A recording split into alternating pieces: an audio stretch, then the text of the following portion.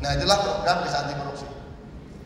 Tujuannya apa? Sebenarnya tujuan desa anti korupsi nggak lepas daripada pasal 4 Undang-Undang 6 2014. Ya, nggak akan lepas dari huruf C sampai dengan I.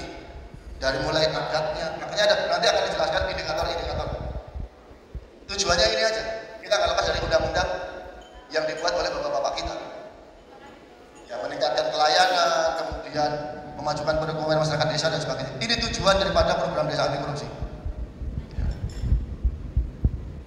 Kemudian ini cara berpikir kita, kejahatan korupsi merupakan sebagai budaya. Ini para pelaku berdampaknya. Kemudian ini strategi KPK. Salah satu programnya adalah program desa anti korupsi. Sasarannya dari mulai kepala desa sampai dengan masyarakat. Ya. Program desa anti korupsi, kalau kita ingin memberdayakan masyarakat, tentunya tidak hanya ngoceh saja. Ya, kalau hanya persuasif edukatif, orang mungkin udah dengar, kan gitu. Makanya juga ada kegiatan pemaksaan. Salah satunya adalah membentuk desa anti korupsi, sehingga masyarakat berantusias sama-sama dengan kita, ayo jadi desa anti korupsi.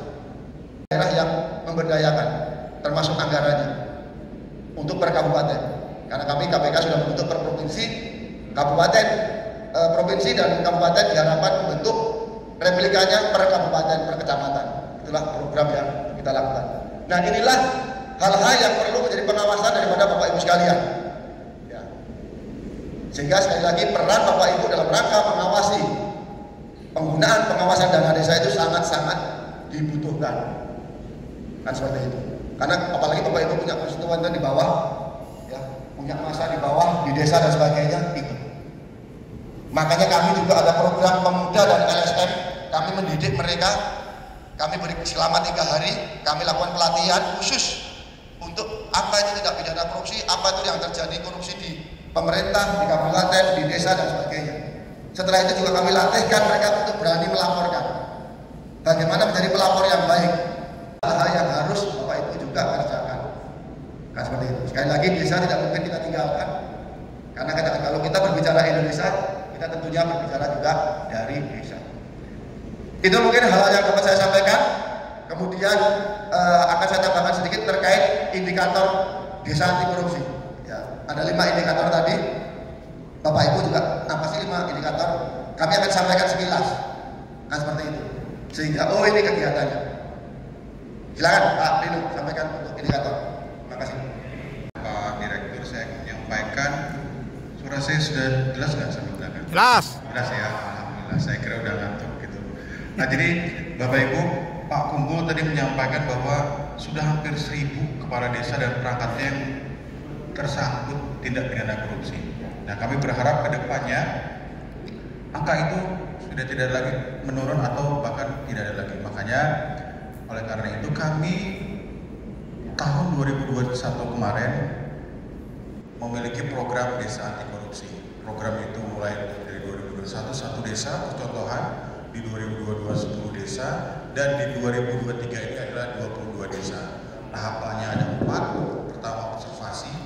Di bulan Januari, Februari, Maret kemarin kami sudah melakukan observasi terhadap 95 desa untuk dijadikan percontohan di masing-masing provinsi. Nah, Bapak Ibu, saya akan menyampaikan indikator-indikator desa anti korupsi di mana kita tidak dibekali mereka dengan semacam pengetahuan bagaimana mengelola keuangan, bagaimana berbisnis, bagaimana ya gitu loh Pak. Saya ke daerah suatu provinsi yang di mana di situ banyak kelapa sawit. Harusnya BUMDesnya jualannya bibit atau pupuk dong Pak ya, yang masih di akal kita ya, karena dia banyak yang sporadis di situ. Ternyata BUMDesnya menyewakan tenda buat nikahan. Saya pikir, saya tanya kepada desanya, yang nikah di sini siapa Pak? Ini sebanyak apa gitu.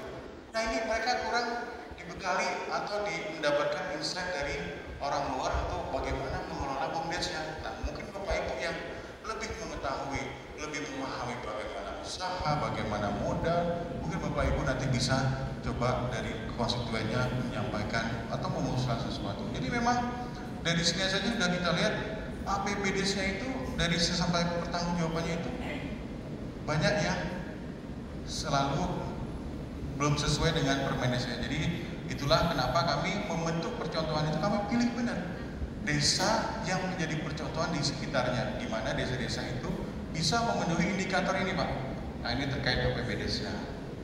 Kemudian ini contohnya aja. Kemudian terkait mekanisme pengawasan dan evaluasi kinerja. Bapak Ibu mungkin tahu beberapa waktu nanti akan ada pemilihan kepala desa baru. Ada yang sudah. Nah, itu begitu mereka terpilih, Pak, itu aparatnya diganti semua. Dengan alasan mungkin beberapa bilang, ya saya sudah jadi, ini orang ini lebih pro saya. Tapi mereka lupa satu, tidak semua orang paham pengelolaan sistem keuangan desa, Siskudes dan Siwaskedes. Dan kemudian yang kedua, orang baru itu tidak paham bagaimana mengelola pengadaan barang dan jasa di desa. Akhirnya apa? Kacau balau. BPKP diskusi sama kacau balau, Pak. Karena apa? Orang baru itu nggak ngerti bagaimana sistemnya. Mereka langsung ganti aja semua. Nah, itu ada risiko di situ. Jadi di sini Bapak Ibu, itu yang pertama. Kedua, kepala desa itu di beberapa daerah itu, di satu daerah kami pernah lihat sampai disegel sama warganya karena merasa aparatnya nggak terima dia diganti. Akhirnya apa? Dia menganggap itu subjektivitas, akhirnya subjektivitas itu membuat gesekan. Nah, di sini kami dari indikator ini minta ke mereka membuat ini perkades tentang pengawasan dan evaluasi kinerja. Jadi di maintain di tiap 3 bulan sekali atau 6 bulan sekali dievaluasi. Banyak beberapa juga absensi nggak ada. Jadi masyarakat datang, Pak emang udah pada kosong ya? Iya Pak, jam 12.30 kami sudah pulang kantor. Loh itu gitu. Nah, makanya itu perlu SOTK-nya. SOTK jam berapa pulangnya, tugas pokok masing-masing, dan kemudian mereka juga dievaluasi. Jadi pada saat kepala desa itu melihat bahwa oh dievaluasi kamu tugasnya ini, tapi realitanya ini, berarti kamu kurang ini. Apa evaluasinya? Komitmennya apa? Sehingga nanti pada saat kepala desa itu ingin memindahkan orang itu atau mendemosi atau bahasanya memecat lah ya, ada dasar hukumnya. Ini kenapa Bapak memindahin saya? Karena kamu evaluasi terlambat pernah datang, tugas pokoknya nggak dikerjakan. Jadi tidak ada gesekan yang nggak perlu lagi nanti ke depannya. Karena apa? Sudah ada dasar hukumnya. Kemudian nanti di situ mereka harus membuat namanya formulir evaluasi. Tupoksinya apa saja. Nanti Bapak boleh kalau mau ke desa, ada nggak SOTK desanya? Ada nggak formulir evaluasi? Karena harusnya mengevaluasi itu sepengetahuan BPD gitu. Jadi kadang-kadang memang kalau hasil dari kami di daerah itu ya kepala desa nggak cocok sama BPD, kepala desa nggak cocok beberapa masyarakat. Nah itu memang yang kami di sini tujuannya untuk evaluasi kinerja itu adalah dalam hal pengelolaan manajemen aparat desa itu biar lebih profesional ke depannya. Nah ini Pak, ini yang paling juga banyak kami temui. Kenapa kami perlu ada namanya penilaian penerimaan hadiah, suap dan konflik kepentingan. Bapak Ibu, di desa itu banyak sekali mereka menganggap pada saat penyaluran BLT mereka mengambil 50.000 atau 100.000 kepada kepala satu kakak itu, mereka anggap itu penggantian biaya transport mereka biasanya atau untuk pendataan. Mereka nggak tahu bahwa itu pemerasan. Banyak sekali di desa itu kami temui juga kepala desanya bilang ke kadesnya, udah nggak apa-apa ambil aja 50.000 atau 100.000. Begitu masyarakatnya teriak gitu ya, masyarakat teriak, akhirnya apa? Kepala desa lepas tangan, bilang saya nggak pernah nyuruh mereka, gitu Pak. Kemudian mereka juga nggak paham bahwa gratifikasi itu bisa menjadi suap, dan mereka juga nggak paham apa yang boleh diterima, apa yang nggak boleh diterima. Akhirnya apa? Mereka beberapa menerima dari rekanan, gitu. Kalau makanya tadi Pak Kumpul bilang masyarakat kota lebih anti korupsi daripada desa. Jadi memang ada memang niat jahat, ada juga mereka nggak tahu Pak, tiba-tiba kecebur. Jadi mereka nggak tahu bahwa ini salah, menerima ini terkait dengan jabatan saya. Oh menerima ini boleh. Nah makanya kami di sini dorong untuk dibuatlah perkades tentang gratifikasi jelas apa yang boleh saya terima sebagai kepala desa dan aparat desa, apa yang nggak boleh saya terima. Kemudian juga bagi masyarakatnya, apa yang boleh kamu kasih ke kami, apa yang nggak boleh kamu kasih ke kami. Jadi clear. Kadang-kadang kalau kita cuma bilang bahwa saya nggak boleh terima ini, masyarakatnya juga pengen ngasih, lama-lama bentrok juga. Lama-lama kayak Pak Kumbu bilang tadi, hari ini saya berintegritas belum tentu besok, hari ini saya tidak korupsi belum tentu besok. Karena kalau digempur terus dengan hadiah gitu kan lama nggak tahan juga. Makanya kita di sini minta masyarakat juga ditulis di situ apa yang nggak boleh diberikan, khususnya dalam hal pelayanan dan pengadaan barang dan jasa dan pengawasan dari situ. Nah kemudian nanti di situ masyarakat juga perlu lampiran deklarasi oleh kepala desa. Kenapa Pak? Banyak kami temuin kepala desa nyambi kontraktor juga di desa. Mereka nggak tahu istrinya disuruh di BUMDes. Jadi kalau BUMDes ada ini, ada pekerjaan, misalnya pengadaan, pakai CV-nya kepala desa. Banyak Pak. Untuk misalnya pembuatan kue dari istrinya. Jadi itu konflik kepentingan itu mereka nggak paham bahwa dengan beralasan bahwa Pak di desa kami nggak ada lagi yang bisa untuk mengerjakan pekerjaan ini. Menurut Bapak kami bilang belum tentu karena belum dibuka. Selalu terus ke istrinya pengusaha dan di satu daerah. Nah itu kalau nggak di-declare, pada saat mereka declare, mereka harus bilang, oke, saya declare, saya kepala desa, yang menang adalah keluarga saya, berarti saya harus mundur dalam proses pemilihan. Tapi mereka enggak. Itu yang risiko di situ. Begitu kalau perusahaan itu melakukan pengadaan yang dari desa, itu ya indikasi korupsi. Makanya di sini kami menyadarkan mereka bahwa apa itu konflik kepentingan, apa itu gratifikasi, dan kenapa itu harus dicegah atau diformulasikan dalam suatu perkades. Nah ini Pak, jadi Bapak Ibu terkait dengan gratifikasi suap dan konflik kepentingan. Nah ini paling banyak Bapak Ibu, pengadaan barang dan jasa. Peraturan LKPP bahwa untuk pengadaan barang dan jasa di desa itu diatur kembali dalam peraturan bupati. Peraturan bupati Pak. Kalau di bawah 200 beberapa daerah di bawah 200 itu ada satu penyedia yang memberikan surat penawaran. Tapi banyak sekali di desa yang pada saat melakukan pengadaan dan jasa nggak ada penawaran, tiba-tiba langsung perjanjian kerjasama. Nggak ada penawaran, nggak ada pengumuman.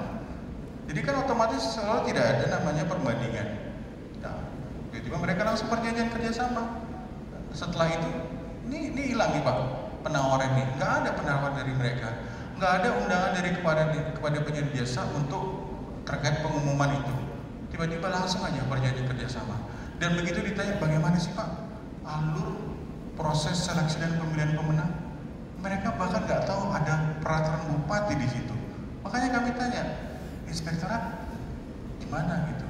Nah Bapak Ibu sebagai yang bersinggungan langsung dengan masyarakat desa atau desanya masing-masing boleh sambil mengingatkan kepada desa yang ini penting alur proses seleksi ini.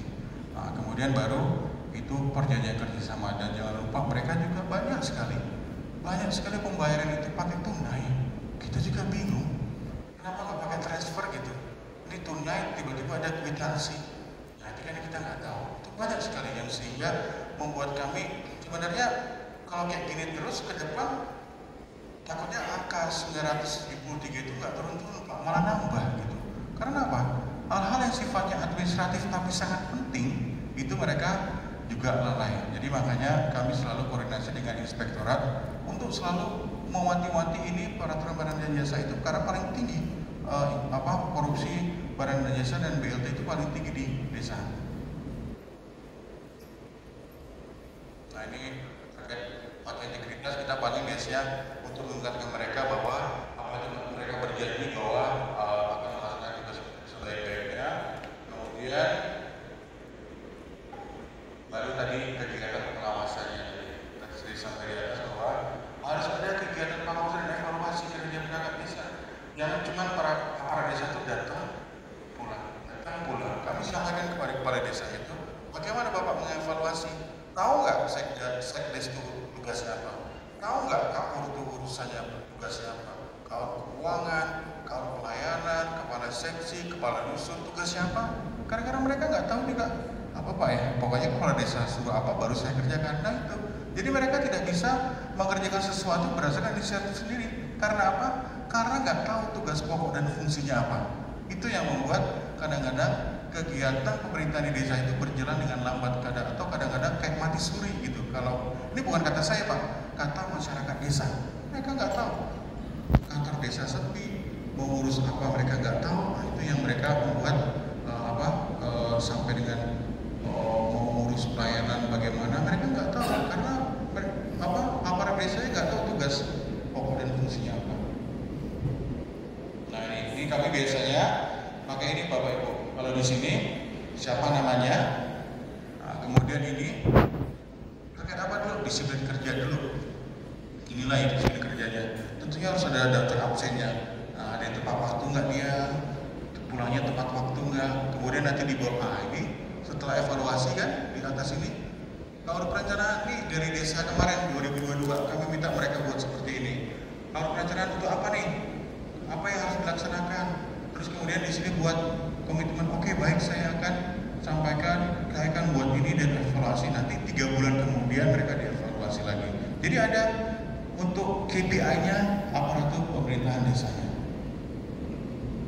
Kemudian masih dalam pengawasan terkait dengan tindak lanjut hasil pembinaan petunjuk arahan pengawasan dan pembinaan dari pemerintah pusat atau daerah.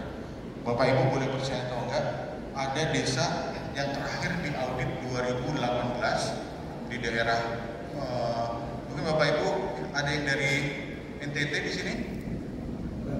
Ada? Ya. Jadi saya nggak usah sebutin kabupatennya. Jadi dia mengaudit terakhir kali 2018 Pak. 2018 temuannya adalah A, B, C, D, bahwa pertanggungjawaban nggak jelas, belum ada kwitansi, dan kemudian manajemen asetnya belum ada. Di 2022 kami datang Pak, Pak, itu ternyata belum ditindaklanjuti sama desanya Pak. Begitu kami bilang bahwa setiap temuan yang berindikasi kerugian negara apabila tidak ditindaklanjuti dalam 40 hari kerja itu bisa dipidanakan. Baru malam itu berikut ya Pak bikin pertanggungjawaban itu, wah sampai keringat, sampai jam 8 malam kerjakan, langsung dikerjakan gitu. Dan yang kami bingung juga, oke lah mungkin terbatasnya anggaran, terbatasnya SDM, tapi tetap harus mengingatkan kepada kepala desa untuk ini yang penyelesaiannya, berita acara penyelesaian harus ditindaklanjuti segera. Karena apa? Itu indikator bisa mengakibatkan pidana di situ. Jadi memang kami dalam penguatan pengawasan ini mendorong aparat desa bagaimana hasil auditnya, sudah diselesaikan atau belum. Karena apa? Kalau belum selesai tadi, aparat penegak hukum yang lain, kepolisian, kejaksaan, bisa klarifikasi, bisa dipanggil dan akhirnya apa? Ujungnya tersangka lagi. Nah, itulah mereka nggak paham bahwa ada risiko-risiko kalau hal ini tidak dilanjuti. Makanya kami masukkan dalam penguatan pengawasan. Nah, ini contohnya. Jadi kami sampaikan juga kepada desa, kalau sudah ditindaklanjuti, dikirimkan surat ke inspektorat bahwa kami telah tindak-lanjuti sehingga bisa ditindaklanjuti dengan berita acara penyelesaian. Tapi banyak mereka nggak buat Bapak Ibu. Udah apa kwitansinya? Udah dapat kwitansinya. Udah seratin belum? Bahwa ada harusnya pengembalian dana ke kas desa sebesar 20 juta. Sudah bikin suratnya belum? Belum Pak. Mereka langsung telah dikembalikan kwitansi. Bukti store-nya nggak ada. Seolah-olah udah di store padahal ternyata belum. Nah itulah kami kalau dalam peran aktif tadi Bapak mungkin bisa mengingatkan, kembalikanlah ke kas desa kalau memang ada temuan. Pertanggungjawaban segera dibuat sebelum 3 bulan atau 6 bulan. Padahal cuma bikin kwitansi aja Pak. Mereka ini memang kita harus benar-benar memberikan knowledge kepada mereka bagaimana bahwa resiko ini sangat tinggi, baru mereka gerak cepat. Tadi terkait penguatan pengawasan ini sebagai salah satu Pak, salah satu syarat bahwa desa itu bisa menjadi desa percontohan. Karena apa? Nah di sini nanti kami minta, karena apa? Jangan sampai tadi Pak kamu bilang jangan sampai ada rasa malu juga. kami nobatkan jadi desa percontohan anti korupsi, ternyata sedang dipenyelidikan. Tiba-tiba setelah dinobatkan jadi tersangka. Itu kan membuat malu kabupatennya dan membuat malu masyarakat desanya. Makanya kami di sini minta desa ataupun dinas PMD atau inspektorat minta surat keterangan dari APH setempat, mulai dari Polres, Polsek, Kejaksaan Negeri, bahwa menyatakan bahwa dalam 3 tahun terakhir tidak ada yang terjerat tindak pidana korupsi. Dan memang di sini ada surat pernyataan juga bahwa memang dari kepala desa bilang tidak ada yang terjerat korupsi dari 3 tahun terakhir. Jadi dari internal, dari eksternal sudah ada keyakinan bahwa mereka di sini dalam 3 tahun terakhir tidak terjerat. Jangan sampai salah pilih. Ini kan tujuan pembentukan itu agar mereka bisa belajar ke desa itu. Tapi kalau ternyata ngapain saya belajar indikator desa anti korupsi? Orang 2 tahun yang lalu ada bendaharanya tersangka. Nah itu kita perlu untuk percontohan itu mereka bisa menjadi percontohan yang baik bagi desa-desa di sekitarnya. Ini screenshot kami jadi dari APH, kemudian surat pernyataan dari internal Pemkab, baru searching dari Googling. Nah, kemudian pengaduan Pak, pengaduan. Tadi saya sampaikan di awal, masyarakat banyak sekali. Mereka pertama, kepala desa itu banyak sekali bilang bahwa dengan bangga, Pak, semua aduan langsung ke saya Pak. Lewat apa Pak? Lewat WhatsApp. Sehari berapa? Bisa 40. Memang selesai dengan 40 Bapak pegang sendiri? Ya enggak Pak. Kalau masyarakat bilang bahwa Pak, sampah di sana belum ada yang nanganin, kemudian di sana Pak ada banjir Pak, ada yang sakit Pak, ada yang meninggal, memang Bapak bisa handle sendiri? Enggak. Nah itulah yang membuat masyarakat bilang, oh Pemdes kita, desa kita, kantor desa kita kalau menindaklanjuti itu lama. Itu akibat dari itu Pak. Makanya kami di sini di indikator ini minta bahwa ada prosedur baku untuk penerimaan pengaduan bagaimana tidak lanjutnya. Karena harus diidentifikasi ini kewenangannya desa atau kewenangan kabupaten. Itu perlu Pak. Nah di sini juga kami bilang saluran penerimaannya jangan cuma via WhatsApp-nya kepala desa, tapi ada via email, via website atau medsos. Kalau konvensional kotak saran kita nggak pakai lagi sih sebenarnya, isinya biasanya cicak semua itu di situ. Nah di sini kami bilang tugaskan seorang KUR untuk fokus menerima pengaduan ini dan menginformasikan kepada kepala desa. Sebelum ini lagi Pak, saya agak lama dikit. Nah kemudian terakhir di kualitas pelayanan publik tadi Pak, rekap progres pengaduan dan tidak lanjut. Bapak kalau misalkan ada keluhan di desa Bapak sebagai masyarakat Pak ya, kan ingin cepat ditindaklanjuti kan Pak. Kadang-kadang nanya, bagaimana pengaduan saya? Dia bilang, oh yang mana ya? Saya nggak tahu. Kalau mereka nggak buat bikin rekap progresnya, nggak akan tahu Pak. Makanya kami minta mereka bikin rekap progres, bagaimana pengaduannya dan bagaimana tindak lanjutnya. Jadi clear ke masyarakat bahwa kendalanya apa sudah ditindaklanjuti. Ada desa di Parigi Motong itu, dia sudah semuanya serba elektronik, via email, ada ininya tidak lanjutnya kepada masyarakat, fotonya. Jadi masyarakat bisa monitor juga bagaimana tidak lanjut pengaduan mereka. Nah ini salah satu contohnya Pak.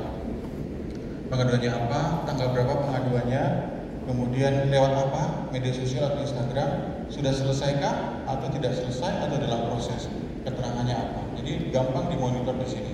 Dan kemudian layanannya seperti apa, bisa lewat website, bisa lewat email ataupun lewat apa. Kemudian, nah ini selanjutnya kualitas pelayanan publiknya terkait dengan survei kepuasan.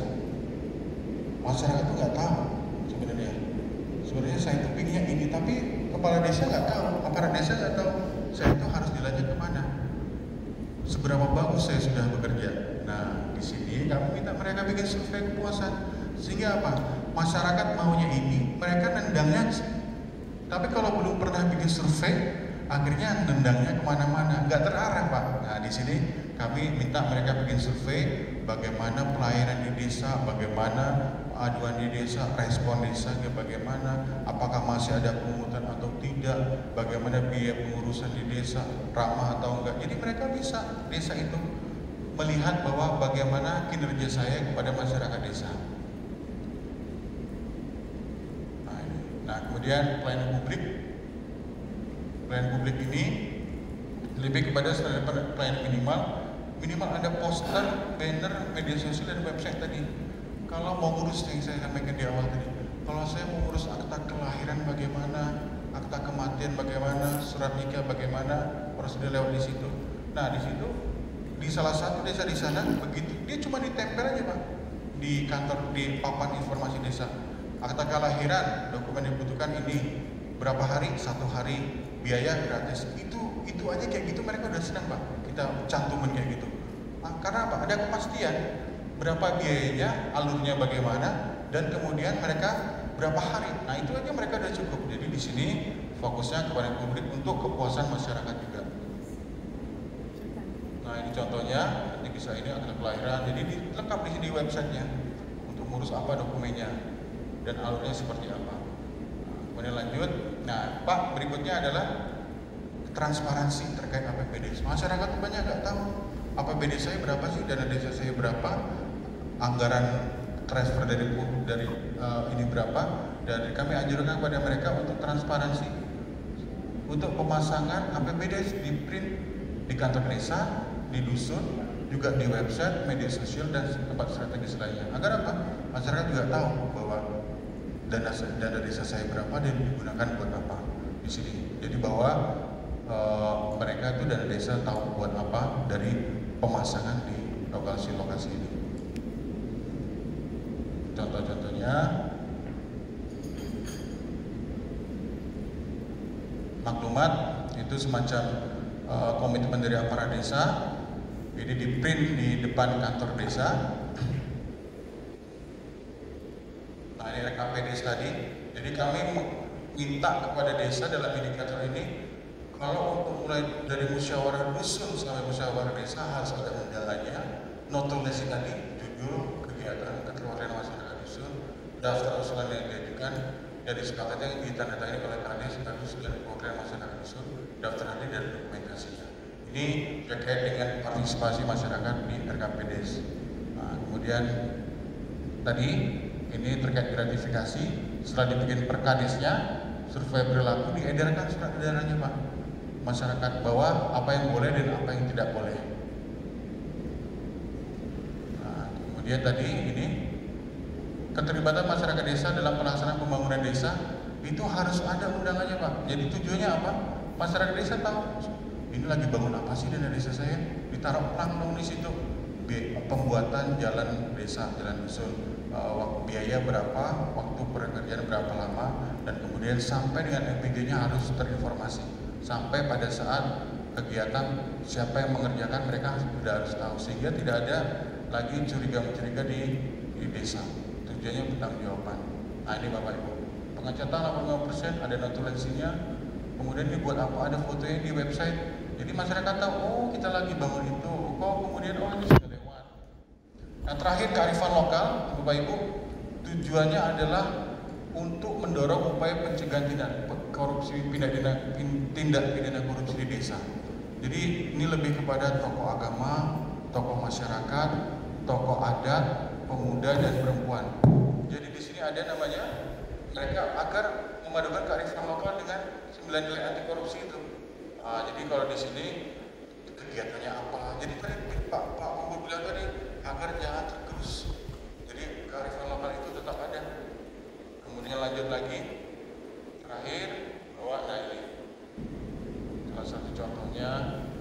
Nah, terakhir adalah tokoh masyarakat, ada nggak tokoh agama, tokoh masyarakat, tokoh adat, pemuda dan perempuan yang mendorong upaya pencegahan tindak pidana korupsi. Nah di situ tujuannya apa? Biar terkait tidak tergerus siapa? Kan kalau kita sanggar kesenian itu harus di-SK-kan. Karena apa? Itu mereka menerima pendanaan dan kemudian mereka bisa berperan aktif tadi. Jadi nanti coba di-eskalasi atau diidentifikasi. Masih ada nggak sih tokoh masyarakat di situ? Kalau ada, tanyakan ke W Bapak, mereka di-SK-kan nggak? Karena buat mereka bisa berperan aktif itu ya dasarnya ini Pak.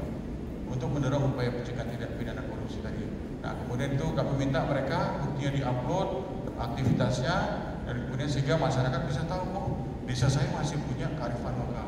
Dan tidak hanya terkait dengan tarian saja, tapi kayak ronda, jam belajar malam itu termasuk salah satu adalah kearifan lokal di desa. Mungkin itu aja Bapak Ibu yang dapat saya sampaikan. Terima kasih. Wassalamualaikum warahmatullahi wabarakatuh. Makasih Pak Rino. Bentar Pak. Jadi itu Bapak Ibu sekalian, jadi gambaran tentang program desa anti korupsi. Jadi itulah yang kita kerjakan ya, bersama dengan kementerian terkait dan juga pemerintah daerah. Jadi sekali lagi kita di tahun ini ada 22 provinsi, 22 desa pada 22 provinsi yang kita akan bangun. Nah mudah-mudahan apa yang kami sampaikan dan Pak Rino sampaikan ini menjadi gambaran kepada Bapak Ibu sekalian. Itulah hal-hal yang harus juga menjadi perhatian kita. Sehingga apa? Tidak ada lagi celah-celah. Ya. Sistemnya kita juga sinergikan, kemudian orangnya juga kita rubah mindsetnya. Sehingga apa yang kita harapkan terhadap desa, apa anggaran yang ada di desa, semuanya dilakukan dengan baik. Itu mungkin hal-hal yang dapat saya sampaikan beserta dengan tim. Di Sumatera Selatan ada Sungai Musi, di Jawa Timur ada Sungai Berantas. Kalau kita ingin memberantas korupsi, mari sama-sama kita tingkatkan nilai-nilai integritas. Niatnya naik ke pelaminan, apa daya belum punya kekasih. Cukup sekian dan terima kasih. Wassalamualaikum warahmatullahi wabarakatuh. Waalaikumsalam warahmatullahi wabarakatuh. Bapak dan Ibu, korupsi, kemudian apa peran yang bisa dilakukan oleh rekan-rekan anggota DPRD di kabupaten maupun di provinsi dalam rangka mengawasi pelaksanaan anggaran yang ada termasuk penggunaannya. Makanya tadi kita jabarkan satu persatu indikator-indikatornya.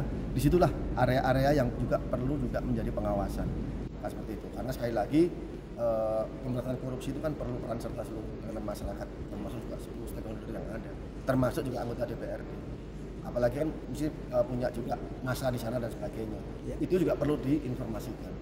Makanya sekali lagi pada kegiatan ini pun saya juga terima kasih pada Partai Bulan Bintang ya, yang memberikan sosialisasi bimbingan teknis kepada para kadernya, khususnya anggota DPRD di provinsi maupun kabupaten, sehingga memiliki pemahaman yang sama untuk membantu kita dalam rangka mengedukasi masyarakat tentang bagaimana sih pelaksanaan program desa anti korupsi, termasuk bagaimana membangun desa yang bebas korupsi. Dan mudah-mudahan rekan-rekan yang tadi hadir tadi juga berkomitmen bersama untuk bagaimana kita mewujudkan desa yang bebas korupsi. Karena apa? Berawal dari desa, kita akan mewujudkan Indonesia bebas korupsi. Amin. Ya, cukup.